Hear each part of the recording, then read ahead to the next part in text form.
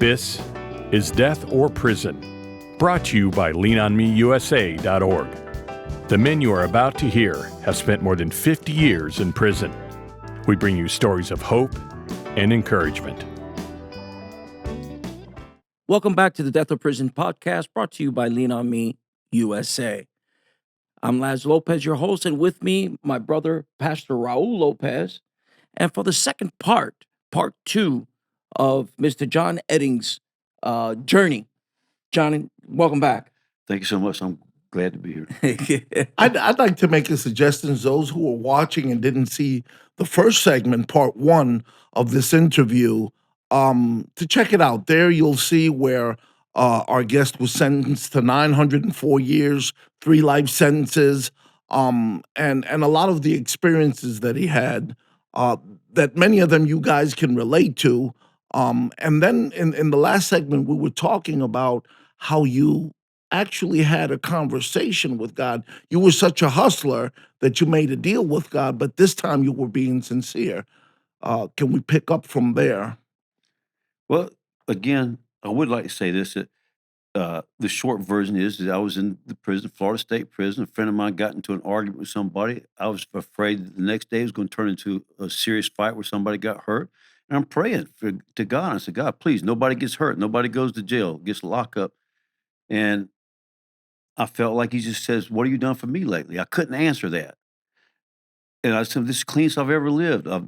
Before I was hustling dope and gambling operations, everything. So all I did was sell some sodas out the canned tea and stolen tea out of the kitchen and a few bags of weed here and there. And of course, I was smoking, go high and go to church. And I told God, this is the cleanest I've ever lived here. And I just felt like I got silence on the wires then. It was like God was telling me, listen, I've let you straddle this fence too much. You need to get over here or get over there. And again, as you referred to, I said, well, the hustler that I said, well, God, just make a deal. I don't know if I use the term, just make a deal, but I promised him that nobody gets hurt, nobody goes to jail. I will stop hustling. But if you want me to stop getting high, you have to take it because I don't know how to stop getting high. The next day, my friend got out of it with nobody getting hurt, nobody going to jail, had a going out of business sale. I have not been high since. And that was the beginning of me getting my life back in July of 1998 in Florida State Prison. Wow. And so he just took it from you? I would go to AA meetings sometimes, and I'd hear the men talk, but I only went to a couple meetings here and there. But when I got out and I was on parole, I had to go for a long time, 3 meetings a week. And I would hear these stories about what people were going through, what they had gone through. And I know what I had gone through in previous years. I say, I'm not going to get high again. I'm not going to do this. I walk right by somebody, see them putting a needle in their arm. Here I go. I'm doing it even in prison. But from that day to this day, I've only had 2 episodes where I wanted it bad. And God got me through both of them. And so it was, Laz, unlike most people, from that day to this day, I've not had a hard time, minus those 2 episodes. God got me through both of those, and here I am. Amen. And again, we're not saying that AA. No. We're in fact, we're all pro for AA. I'm just saying, here's what I believe. I've thought about this before. God recognized that in John, he needed a miracle because John on his own cannot do it the way everybody else does it. So let's just get this out of the way. I'll do it for you so you can move on to something else in your life. I just believe that's because I did not have the ability. I did not have the discipline. I did not have the commitment on my own to go through what people go through in these 12-step journeys, which are very valid. Yeah. But I want to say this too. When I did start going to the meetings, when I got out, and I'm looking at all these 12 steps on the wall, I realized that my walk with the Lord all these years since, I was working all those 12 steps, but I was working out of the Bible instead of the big book, and some wasn't in the same order, but he was helping me rebuild my life, but his way. That's right. So, wow, an incredible miracle that God did in your life. So, up to this point, you are 24 years in prison. About 24 and a half, but go ahead. And so now the change starts. Now you become that person now that you're not looking just out for your own interests, you're looking out for others. Now you start helping. Because, I mean, part one of this segment was obviously something that you were ashamed of, something that we actually don't glorify sin. But now we get to that point. Now, you've been through the 24 years. What happens to John, and what does John start to do in prison? Well, actually, to tell that story, I still need to backtrack some because I had reached a point in my life where I used to pray on a daily basis almost, God, just let me die. Because I felt like 904 years and 3 life sentences. Yes, I was parole eligible, but in my heart, I felt like I'm not getting out. And I had reached this thing in my life. I could handle doing the rest of my life in prison, but I cannot handle the rest of my life in prison being miserable. Because I've told this story before. I was a hustler. But if I'm running the football tickets, the basketball tickets, the poker games, or slinging dope or something, there's something exciting going on in my life. But then it's like when I quit, even towards the end of that, I'm still kind of miserable. I'm not happy with me. But when I did give it up, it's like this vacuum cleaner just sucked all the interest out of my life. What the heck am I doing? But what happened, this is why when we were talking before in our break here, I asked if you knew Bernie DeCastro. Bernie and I had been in the Rock together in the 70s, slinging dope, doing a lot of things. Then he became a Christian. And we connected, and he came back to Florida State Prison and filled up the whole prison with people from ministry, talked to everybody in there, death row, the whole thing. And that evening, I had a chance to talk to him in a chapel. We had a private conversation, and I explained to Bernie. I probably can't tell a story now without breaking down some tears. I was with him. Same thing I just said, Bernie, I'm miserable. I can handle doing the rest of my life in prison, but I cannot handle doing the rest of my life in prison being miserable. And this was, in fact, if I'm not mistaken, this either happened on the borderline, either right before or right after the conversion thing I talked about. And what he did, he gave me Philippians 4 through 9. And I'm not going to go through the whole thing, but it says, do not be anxious about anything, but in everything through prayer, petition, with thanksgiving, present your request to God, and the peace of God will give you That surpasses all understanding. surpasses all understanding, right? So I read that. I really didn't understand. I didn't understand how it applied. That's when he gave it to me. And I realized I had to be thankful, but I didn't have anything I felt thankful about. So I just had, even when I talked to people about it, I just had to say I'm thankful. But I'm being honest with you, I don't feel thankful. But what I did do in a couple years later, I started looking through the Greek definitions in the Strong's Concordance, and all this apply here. And I saw some of the key words, like being anxious, and like when I read prayer and petition, I think, isn't it the same thing? When you pray, you're petitioning God for something. But I've come to find that word prayer meant worship. And then I looked it up further, and I found the definition of worship was like a dog kissing his master's hand. If anybody's had a dog, you know when those dogs love you, they're all over, and they're going to give you a tongue bath the whole time. But I understand the adoration. So I learned that I had to go to God and in worship and say, I'm grateful for you, and I admire you for helping me get from that man to this man. And then I could lay my petitions down. But I had to be thankful. And even if I didn't feel thankful, I had to tell him I don't feel thankful.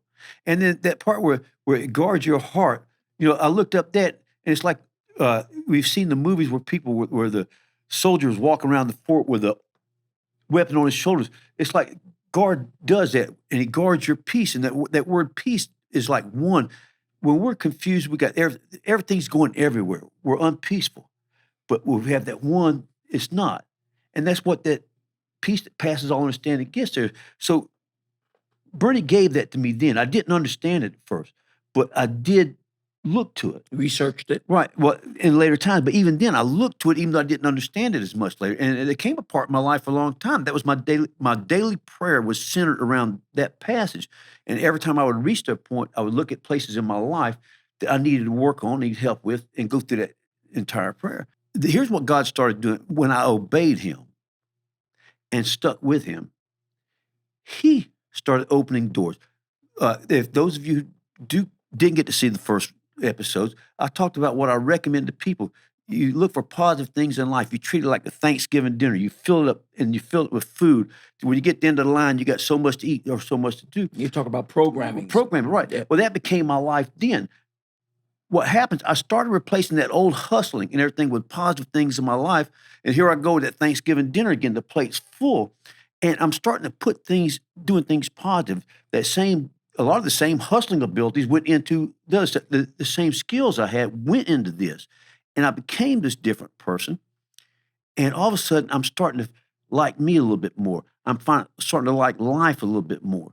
And the one thing that I shared with Bernie was that I just need not to be miserable. That was changed with a certain amount of satisfaction in life from that point. But it was a process from that time, July of 1998, until a later part of my life. And I just happen to remember a specific conversation with a man in 2005, which is 7 years later.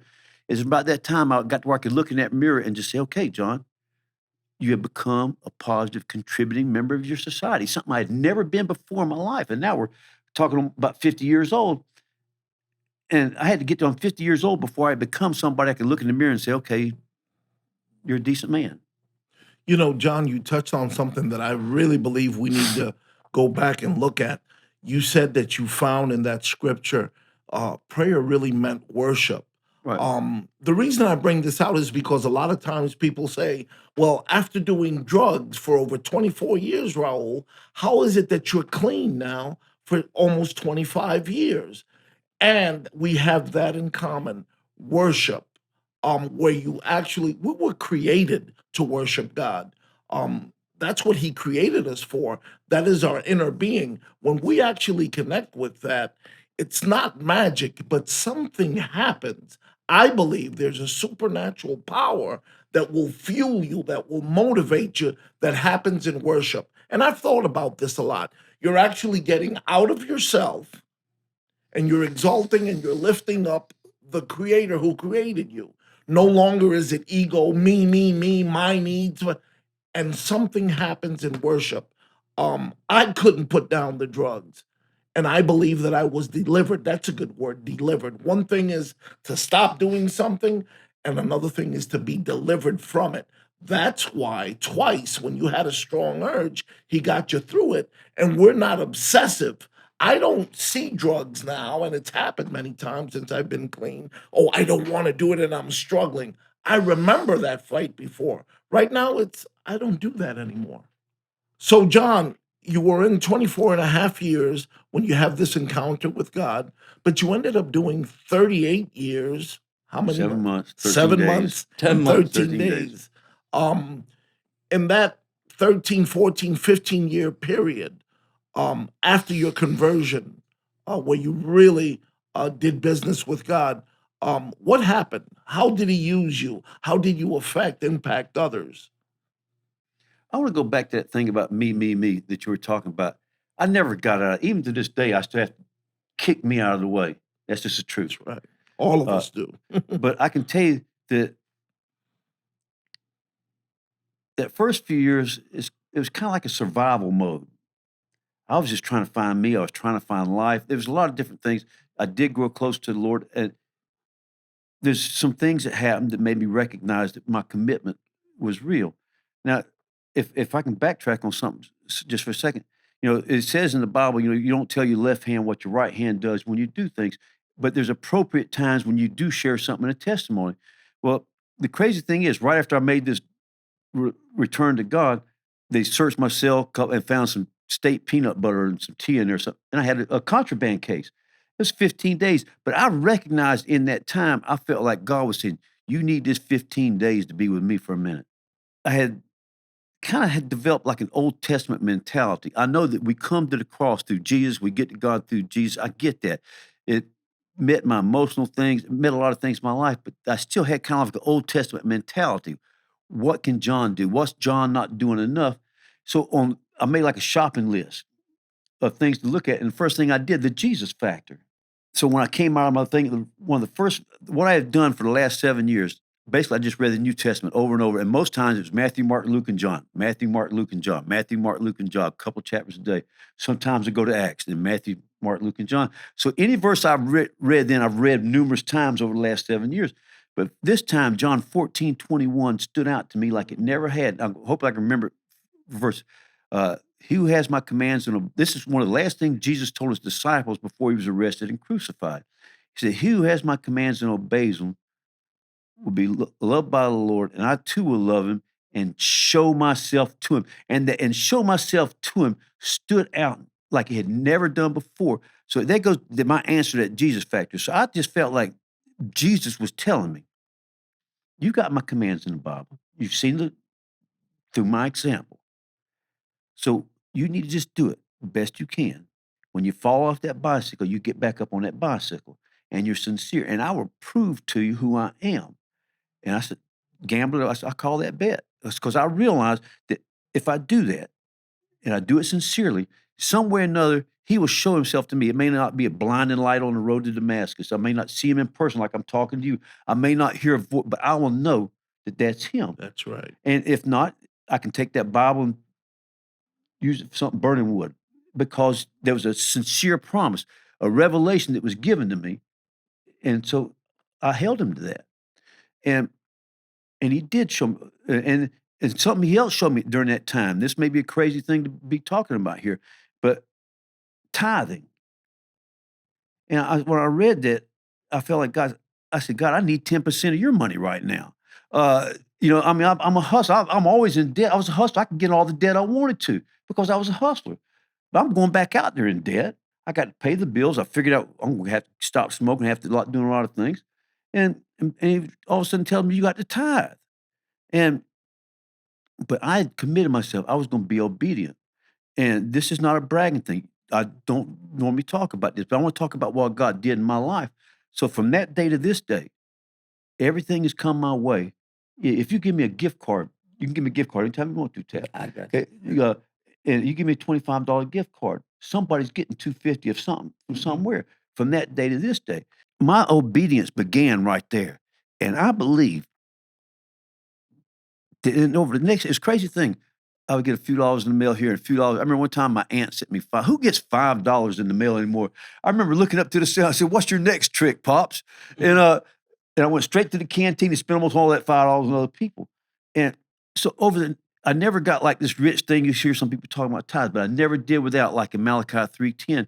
But that was the beginning of my life with him, with obedience. And over the next few months, he did show himself to me in ways that I felt was good. Now, I got in some trouble in self-defense that towards the end of that year that led to me going on close management status for a couple of years. And I was in lockup, and I spent the weekend between Friday and Easter fasting. That's another thing you don't brag about. I want to share what God did with me. So I fasted. And then that morning, Easter Sunday morning, I got up. I remember reading, I think it was in Mark chapter 11, so on to the rest of the story. I did a communion in the cell. I took some uh, cereal crackers. I used that for the bread. I took a jelly, add some water to it for the wine. And I worshiped God. We talked about, I worshiped God that day. And in the back of the cell, there was a window. And I went to the window. And I've lived in this place at this time, in that one particular building, over 2 different stints, at least 10 years. And that day, I don't remember ever seeing a dove. But I looked out that window, there was a lot of birds, and there were 3 doves right there. And I just felt like, those of us know the Bible, know the Trinity, Father, Son, and the Holy Ghost. We also know that doves, like when Jesus was baptized, the Holy Spirit came in the form of a dove. And I felt like that he was telling me, I told you I would prove to you who I am. And so the next few months had not been, those months between July and had not been the easiest months of my life, but I'd stayed with it. And I'd begun my obedience in one area, like in tithing. And over that period of months, Jesus did prove to me who he was. And I could go on and on about that story. In the course of my life, now I went on to close management. I got into a program. I was on the first bus out of there under this new program. And I may have been the first person off that bus at Baker. And man, it was a great 6 months in Baker. Great priest, Fred Priester. I heard he's passed away since then. A great chaplain. Great everything going on there. And then one day they just jerked me out and transferred me to Hamilton.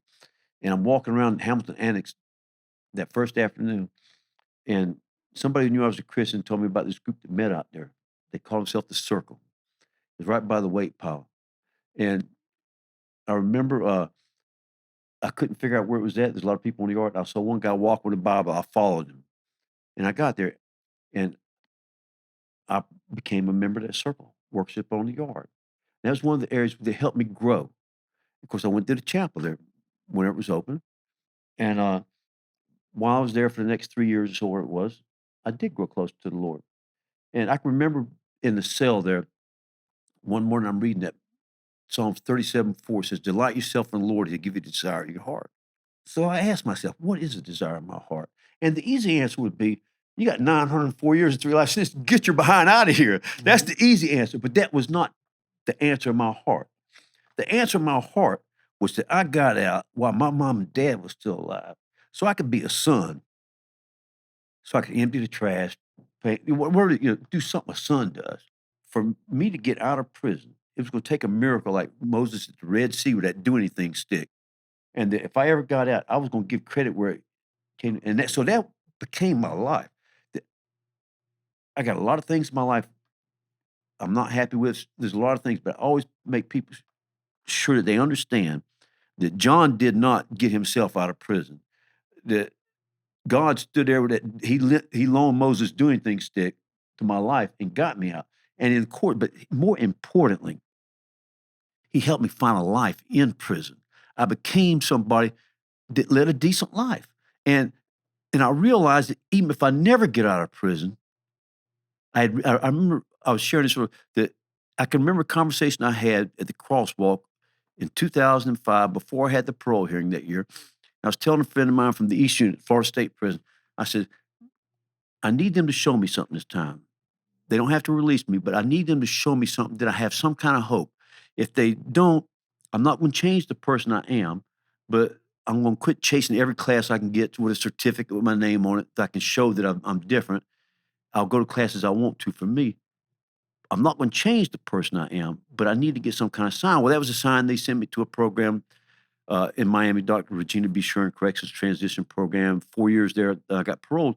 A lot of things happened from there, but the point I'm getting to now is that I had reached this point in my life that, yes, I did need to see some kind of sign about what my future held, but without that sign, I was not going to change the person I was, because for the first time in my life, I could live with the person I was, and I am not giving that up. You know, John, we hear it so much in the Bible. If you're faithful over a few, he will put you over much. I really believe that before we were released, we had developed that relationship with God, and we were working a certain way, um, because God needs to take you through that process. It's not an overnight thing. So you were asking for a sign, and I got to go back to when you said that Jesus manifested himself. He showed you who he was, Right. and that's what it's all about. It's not about a church building, even though we do go to church. It's not about a pastor, and I have a pastor, and we honor the pastors, but it really is about that relationship with Jesus Christ. And once he starts revealing himself, it's a whole different ballgame. 15 somewhat years, your parole hearing is up. It's coming up. What happens?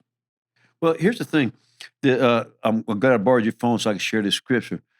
The hearing was on a Wednesday morning, and in the day room trying to do my morning devotion, reading the Bible, and I couldn't concentrate because all I could think about was this is my parole hearing. What else am I going to think about? My parole hearings that day. I couldn't do it, so I finally just shut the Bible. I just paused and I opened it up to wherever it would go, and it went to Psalms 40. And there was 3 verses that really stood out. I want to read these. I waited patiently for the Lord. He turned to me and heard my cry. He lifted me up out of the slimy pit, out of the mud and mire. He set my feet on a rock and gave me a firm place to stand. He put a new song in my mouth, a hymn of praise to our God. Many will see and fear the Lord and put their trust in him. And when I read that, I got hope out of reading it that more. I read the whole chapter, but these first 3 verses, the slimy pit was obvious. I was in the slimy pit, the prison, my whole life.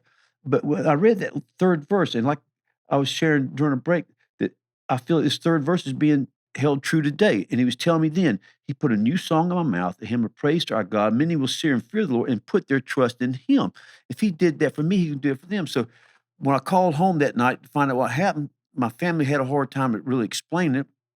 But the commission had reduced my release date by 5 years, which is really nothing over the big thing. But they had set a new full hearing for the next Wednesday. And I recognized by that something good was going to happen, but I didn't know what. So the week went by, and the next Wednesday morning, I woke up, same problem. I'm trying to do my morning devotions. I can't concentrate on it. I shut the Bible again. Just let it open up where it goes to. It went back to Psalms 40 again. That was so encouraging. And when I read these same 3 verses, it really stood out to me. Well, that night when I called home, they explained I was going to the program in Miami with Dr. Shern, the same one I talked about with my friend before. And I realized that I didn't know exactly what the program was going to be like, but I knew that I had to go through that program to go home. And I knew that something big had happened. But here's something I want to add about this. My mother had stopped going to the big church she went to and started doing home church with some people. And that same day that I was having these same problems, but having these hearing, they had some kids, some children who were fasting and praying for me. And she sent me a list of the verses that the kids had claimed in their prayers, and this is one of them. So Incredible. incredible's an understatement. But That's that was the right. beginning of me getting my life back. And so I did go to the program a couple months later, and it was a great transition program that helps long-term offenders get ready for the free world. And a lot of different things happened there. I became one of the facilitators. I started teaching different classes. I became involved with my church. November 10th of 2009, I paroled to a 7-year consecutive sentence in California. So I left 897 years and 3 life sentences behind me. But see, the thing was, I was still on parole. I was on parole, but in another prison. So I had two things I had to do, and I knew I was going home. I had to stay alive, I had to stay out of trouble when that 7-year sentence, and it was guaranteed that when that was over with, I would go home. And 3 years, 3 months, and 3 days later, on February 13th, 2013, I became a free man. And from there, it's just all started this process. I told you I was so miserable. I gave up uh, this life of crime, so to speak, in prison. I gave up the hustling, and God replaced it with positive things in my life. I found things in my life that I could do that made me feel decent about me, where I was actually a contributing member of the society around me. And God did something. He used that do anything stick. He parted the Red Sea. I became a free man. Now, according to verse 3, it says, many shall see and fear God. When they see, you're the testimony. You put some books up here. What do you got up here? Actually, the name of this was my testimony, The Lord Looseth the Prisoners. Now, when I talked about the circle in Hamilton, half of this, The Lord Looseth the Prisoners, was a message that a man used to preach there the whole time, Eric Brown. The Lord Looseth the Prisoners. All I did was, he would tell it different every day. I just took the parts that really stood out to me and I put it in here along with my testimony so that men and women, I don't want to ever forget the women in prison, they can read this and they can realize that the Lord looseth the prisoner. He freed me long before I was ever out. And that testimony's in here. And And the other this book? other one is contract parole. And it's the secular application of a godly principle. Years ago, there's been a law in effect since early 70s. It's called the Mutual Participation Program and referred to as contract parole. It's actually on the books in the state of Florida, but there's so few people who are eligible for it. But what I did is I wrote down from what I've learned in my experience over the years, how this could be applied and it would reduce recidivism as it's known today. And with that said, now you go back to Everglades and That's you're a true. facilitator. Right. Well, actually, the Dr. Sherman's program, referred to as a CTP for Corrections Transition Program, uh, they have started recently what they call the pre-CT program. What you need to understand about this program is we'd go into a long description of how the sentencing works in Florida, but it's only the parole eligible sentences to get to go to that program, and the Florida Commission on Offender Review is the one who decides that goes there. And there's still a few thousand people who are eligible for parole, but only a little bit less than 100 men in there now. So it is a jewel. If you get there, in fact, we have a term, men going home. You're a man going home. Now, just to add, just to let you know, and this is not to puff Right, up your right. head. I was just in a meeting just this week with the wardens of Everglades, Right. and your name came up, and For it's the precinct and it's highly respected. Thank you. John, what we're talking about, this is really a miracle that after everything you've been through and everything you've written 2 books, productive member of society, but not only staying out of trouble, but you're actually impacting lives. You go on Monday nights to Sago Palm, Actually, Monday afternoons. Monday afternoons. That you teach the Prison Fellowship Academy. Bright Futures. Right. So on Monday afternoons, I do that. And we mentioned briefly, on Tuesday mornings, I drive down to Miami for Everglades Correctional Institutions. But then also, I actually live at Anchor House. It's a Christian transition program for men coming out of prison. Laz and I, he actually was the administrator before I became the residential director. We still work with each other on that. And what a lot of people don't realize is that no matter what state you're in, no matter what you do, especially everybody coming out of prison needs help in that transition between prison and total freedom and making these moves. But the longer term offenders, even more, because life's changed so much. Here's a good example. The day I got out, somebody brought me for a meal. I'm in Panera Bread.